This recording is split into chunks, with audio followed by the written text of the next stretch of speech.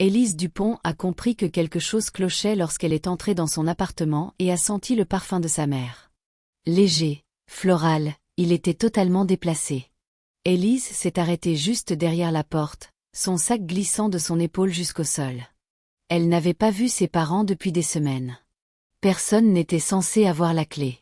Pourtant, l'odeur persistait, comme une preuve irréfutable. Son salon paraissait rangé, mais pas à sa façon.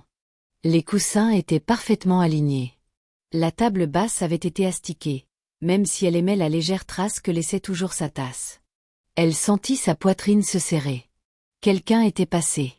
Élise resta immobile, écoutant le bourdonnement du réfrigérateur, le bruit lointain de la circulation au dehors, ce silence qui aurait dû être synonyme de sécurité. Il disait que l'atmosphère était pesante. Ce n'était pas la première fois. Ses parents entraient dans son appartement à leur guise, comme ils avaient traité sa chambre d'enfant. Sans frapper, sans demander la permission, ils entraient sans raison. Elle avait déjà changé les serrures une fois. Elle avait demandé calmement, puis fermement, puis avec colère. « Tu ne peux pas entrer comme ça », avait-elle répété à plusieurs reprises. Sa mère avait toujours pris ça à la légère. « On voulait juste prendre de tes nouvelles », avait-elle répondu. « Tu t'inquiètes trop. » Élise déglutit, réalisant que personne ne l'avait jamais vraiment entendue. Pendant la plus grande partie de sa vie, Élise avait cru qu'être une bonne fille signifiait se taire. Elle avait grandi en périphérie d'une petite ville, dans une maison où ses parents, Patricia et Robert, pensaient que l'amour était synonyme de contrôle. Ils surveillaient tout, son emploi du temps, ses vêtements, ses amitiés. « On sait ce qui est le mieux pour toi », disait souvent Patricia, comme si cela mettait fin à toutes les conversations. On ne parlait jamais de vie privée. Elle n'existait tout simplement pas. Quand Élise essayait de poser des limites à l'adolescence, on la traitait de dramatique, d'ingrate, d'irrespectueuse.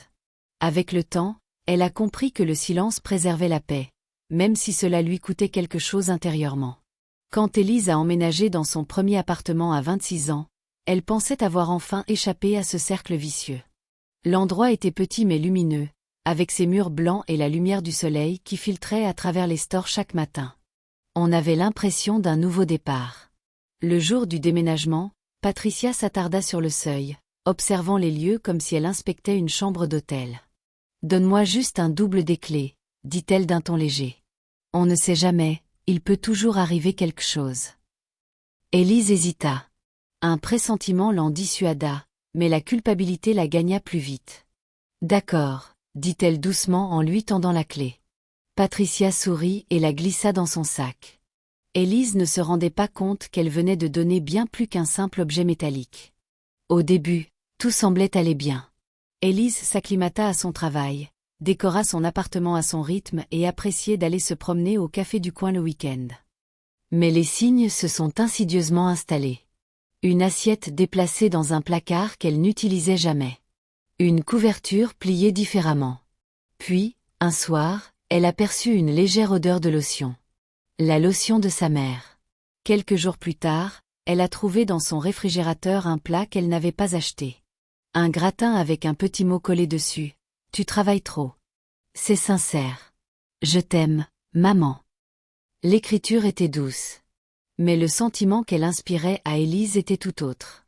Elle fixa le mot, les mains tremblantes, et murmura dans la pièce vide, « Il faut que ça cesse. » Élise essaya de se convaincre qu'elle exagérait. Beaucoup de parents aidaient leurs enfants adultes, se répétait-elle.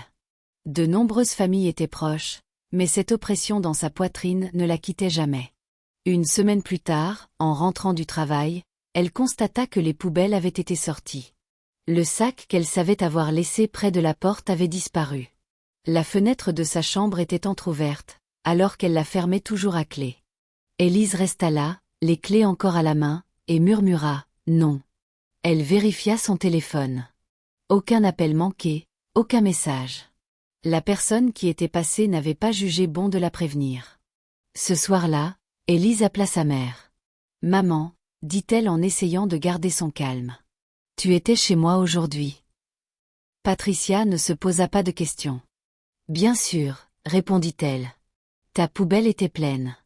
Je ne voulais pas qu'elle attire les insectes. » Élise ferma les yeux.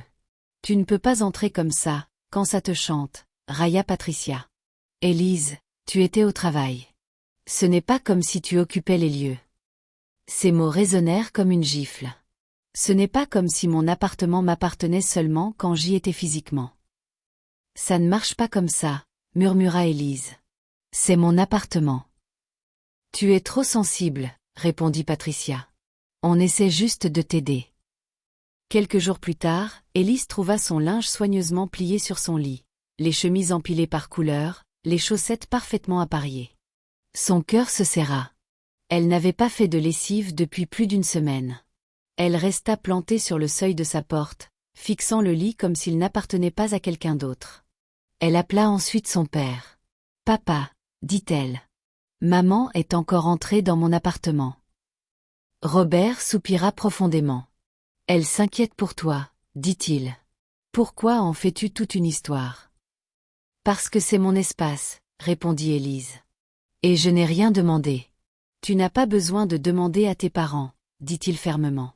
Nous t'avons élevé. Élise raccrocha avant de fondre en larmes. Le déclic s'est produit un matin où Élise entra dans sa salle de bain et aperçut un flacon de shampoing violet hors de prix sur une étagère. Il n'était pas à elle. Elle savait parfaitement à qui il appartenait. Sa petite sœur, Sophia, utilisait cette marque. Les mains de Élise tremblaient lorsqu'elle prit son téléphone. « Sophia, dit-elle quand sa sœur répondit. Tu as dormi chez moi ? » Il y eut un silence. « Oui, » répondit Sophia d'un ton désinvolte. « Maman a dit que ça ne posait pas de problème. J'avais un service de nuit. » La voix de Élise se fit plus sèche. « Tu ne m'as même pas demandé mon avis. » Sophia rit. « Tu n'étais pas là. Quel est le problème ? » Élise fixa son reflet dans le miroir, comprenant enfin quelque chose qu'elle avait évité d'admettre pendant des années. Aucun d'eux ne pensait que son consentement importait. Cet après-midi-là, Élise se rendit en voiture chez ses parents, bien décidée à récupérer la clé. L'odeur familière des plats et le bruit de la vaisselle qui s'entrechoquaient faillirent la faire céder. Patricia parut blessée lorsqu'Élise lui demanda la clé. « Après tout ce qu'on fait pour toi, » dit-elle. Robert secoua la tête. « Tu deviens paranoïaque. » Sophia évita le regard de Élise. Élise partit sans la clé, l'estomac noué par l'angoisse. Cette nuit-là, elle resta plantée dans son appartement, fixant la porte, et murmura « Ça suffit ». Le lendemain matin, elle appela un serrurier. Celui-ci travailla rapidement, remplaçant les serrures tandis que Élise, les bras croisés, restait à proximité. Quand il lui tendit les nouvelles clés, quelque chose se détendit en elle.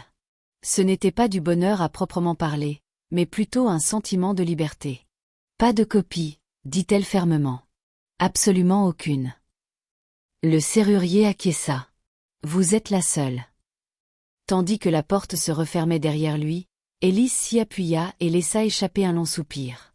Pour la première fois depuis des semaines, elle eut l'impression que son appartement lui appartenait de nouveau. 2 semaines s'écoulèrent dans le calme. Aucun objet déplacé, aucune odeur inhabituelle, aucune course surprise. Élise commença à se détendre. Elle dormait mieux. Elle ne sursautait plus au moindre bruit dans le couloir. Peut-être pensait-elle qu'ils avaient enfin compris. Peut-être que le changement des serrures avait fait passer le message qu'elle n'avait pas réussi à formuler à voix haute. L'espoir s'insinua prudemment, comme une chose fragile à laquelle elle ne se figeait pas tout à fait. Elle crut presque que le pire était passé. Puis, un jeudi soir, Élise ouvrit sa porte et se figea. Sa mère était assise sur le canapé, les jambes croisées, une tasse de thé à la main, comme si elle était chez elle. « Salut ma chérie », dit Patricia d'un ton enjoué. « Tu es rentrée tôt. » Le cœur de Élise battait la chamade. « Comment es-tu entrée ?» demanda-t-elle. Patricia sourit et sortit une clé neuve et brillante de sa poche. « J'ai appelé ton propriétaire, » dit-elle fièrement. « Il me l'a donnée. J'avais besoin d'y accéder en cas d'urgence. » Élise sentit quelque chose se briser en elle. Un craquement silencieux et définitif. « Tu as agi dans mon dos, » dit Élise d'une voix tremblante. « Tu n'en avais pas le droit, » répondit Patricia d'un geste de la main, comme pour la dédaigner. « Arrête tes histoires. On est de la famille. » Élise la fixa, réalisant pour la première fois que sa mère ne la considérait pas comme une personne à part entière. Pour Patricia, Élise n'était pas une adulte avec une vie propre. Elle était une responsabilité, une possession. Élise se détourna, entra dans sa chambre et ferma la porte à clé. Cette nuit-là, elle ne ferma pas l'œil. Le lendemain matin, Élise changea de nouveau les serrures. Mais cette fois, ce ne fut pas suffisant. Quelque chose de plus profond avait changé. Elle cessa de répondre aux appels. Elle cessa de se justifier. Quand Patricia laissa des messages vocaux furieux et que Robert lui envoya un SMS, « Tu es déraisonnable ». Élise les supprima sans répondre. Elle se sentait vide, mais aussi plus lucide que jamais. Le problème n'était pas les serrures. Le problème, c'était que ses parents se croyaient en droit de contrôler sa vie. 3 semaines plus tard, Élise rentra chez elle et découvrit la fenêtre du salon entr'ouverte. La moustiquaire gisait au sol, pliée et déchirée. Elle eut le souffle coupé. Sur le comptoir de la cuisine, un plat à gratin, encore chaud, était recouvert de papier aluminium. Un post-it jaune était collé dessus. « Tu ne manges pas assez, ma chérie, maman. » Les mains de Élise tremblaient lorsqu'elle laissa tomber son sac. Ce n'était plus de l'attention. C'était une intrusion. Elle appela immédiatement sa mère. « Tu es montée jusqu'à ma fenêtre ?» demanda Élise. Un bref silence s'installa. Puis Patricia ricana. « Eh bien, ta porte était verrouillée. Qu'est-ce que j'étais censée faire d'autre ?» Élise se prit la tête entre les mains. « Tu as pénétré par effraction dans mon appartement. » « N'exagère pas, » rétorqua Patricia. « C'est ça, être mère. » Élise eut la nausée. « C'est illégal, » murmura-t-elle. Patricia rit. « Si tu arrêtais de te comporter comme une adolescente rebelle, rien de tout cela ne serait nécessaire. » Élise appela ensuite son père, espérant désespérément qu'il comprendrait. « Elle s'inquiète pour toi, » dit Robert d'une voix lasse. « Donne-nous juste une clé. » Élise sentit les larmes lui monter aux yeux. « Elle a escaladé une treille, » dit-elle. « Dans mon appartement, » soupira Robert. « Tu compliques les choses inutilement. » Élise raccrocha sans un mot de plus. À cet instant, un poids lourd s'abattit sur sa poitrine. Il ne respecterait jamais ses limites.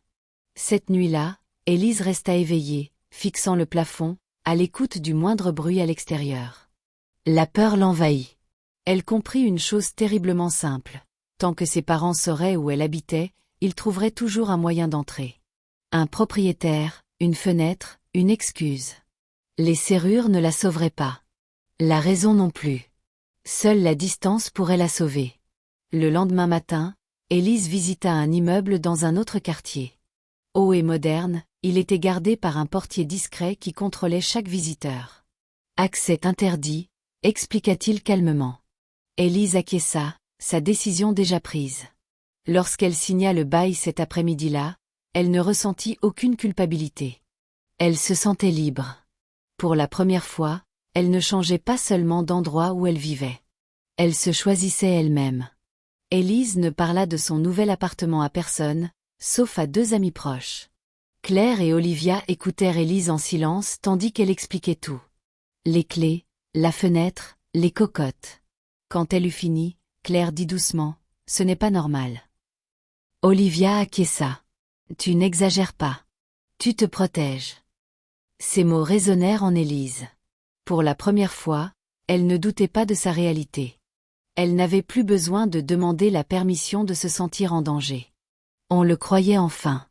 Pendant 2 semaines, Élise a fait ses cartons en silence. Pas un mot sur les réseaux sociaux. Pas de camion de déménagement devant chez elle. Juste des cartons transportés lentement, un soir après l'autre. Elle a emballé les livres en dernier, puis les photos, puis les vêtements qu'elle n'avait pas portés depuis des années. Chaque tiroir vide lui semblait plus léger, pas triste. Quand l'appartement a résonné, elle a compris qu'elle ne pleurait pas l'espace. Elle se dépouillait de tout. Le dernier soir, assise par terre, elle murmura « Tu as fait de ton mieux ». Puis elle se leva et s'éloigna. Élise laissa les clés dans la boîte aux lettres du propriétaire avant l'aube. Elle n'envoya aucun message à ses parents. Elle ne laissa aucun mot. À midi, elle se trouvait dans sa nouvelle cuisine. La lumière du soleil inondait le comptoir. La porte du rez-de-chaussée était surveillée. Les visiteurs étaient enregistrés. Les colis étaient réceptionnés sous signature. La sécurité n'était pas seulement promise, elle était garantie. Élise verrouilla sa porte et s'y appuya, respirant profondément. Pour la première fois depuis des années, personne ne pouvait entrer dans sa vie sans son consentement. Les appels téléphoniques commencèrent presque aussitôt. Le premier jour, ils étaient polis. « Je prends de tes nouvelles », envoya Patricia par SMS. « Appelle-moi quand tu as un moment. » Élise ne répondit pas. Le lendemain, les messages devinrent plus agressifs. « Ce n'est pas drôle. Réponds à ta mère. » Robert laissa un message vocal. « Tu nous inquiètes. » Élise l'écouta une fois, puis le supprima. Le silence, comprit-elle, était la seule limite qu'il n'avait pas encore appris à franchir. Au bout de 4 jours, son téléphone resta silencieux. Plus d'appels, plus de messages. Élise remarqua cette absence comme on observe un orage passer, avec une pointe de méfiance. Elle se prépara du thé. Elle déballa ses livres. Elle les rangea exactement comme elle le souhaitait, sachant que personne n'y toucherait. Ce silence n'était pas synonyme de solitude. Il était paisible. Il était mérité. Le 6e jour, son téléphone explosa de notifications. Des appels s'accumulaient les uns sur les autres. Les messages vocaux affluaient. Élise sentit son estomac se nouer. Elle ne répondit pas. Puis, un extrait de message vocal attira son attention. « Votre appartement. Il est vide. » Son souffle se fit court. Ils étaient allés à son ancien logement. Elle s'approcha de la fenêtre. Les lumières de la ville scintillaient en contrebas, et l'attente se prolongea. Le message vocal suivant de Patricia était frénétique. « Élise, rappelle-nous, s'il te plaît. Toutes tes affaires ont disparu. L'appartement est vide. Quelqu'un t'a enlevé ?» Élise ferma les yeux. Ce n'était pas de la vengeance. Ce n'était pas de la joie. C'était quelque chose de plus calme. Un équilibre. Pour la première fois, ses parents se trouvaient face à un espace qu'ils ne pouvaient contrôler, et cela les terrifiait. Élise attendit 2 jours de plus avant de rappeler. Patricia répondit à la première sonnerie. « Où es-tu » demanda-t-elle. La voix de Élise était calme. « Pourquoi étiez-vous chez moi ?» Il y eut un silence. Puis Robert lâcha sèchement. On s'inquiétait. On avait toutes les raisons de s'inquiéter. Élise secoua lentement la tête. « Non, dit-elle. Vous n'aviez aucune raison. » Le mot résonna comme un coup fatal. « Tu ne peux pas faire ça » s'écria Patricia. « Nous sommes tes parents. » Élise inspira profondément. « Tu as traité ma maison comme si c'était la tienne, » dit-elle. « Tu as laissé Sophia y rester. Tu as pris une clé sans me prévenir. Tu es entré par ma fenêtre. » Un silence pesant s'installa. Puis Robert prit la parole à voix basse. On ne savait pas que c'était si grave. Élise répondit. « Tu ne voulais pas savoir. » Quand Patricia a demandé où habitait Élise, celle-ci a répondu fermement. « Tu n'auras pas mon adresse. » Patricia a murmuré. « Tu ne nous fais pas confiance. » Élise a répliqué sans hésiter. « Je ne respecte pas tes limites. » Un long silence s'est installé. Puis Patricia a dit doucement. « D'accord. » Élise a raccroché et posé son téléphone. Ses mains ne tremblaient pas. Son cœur était calme.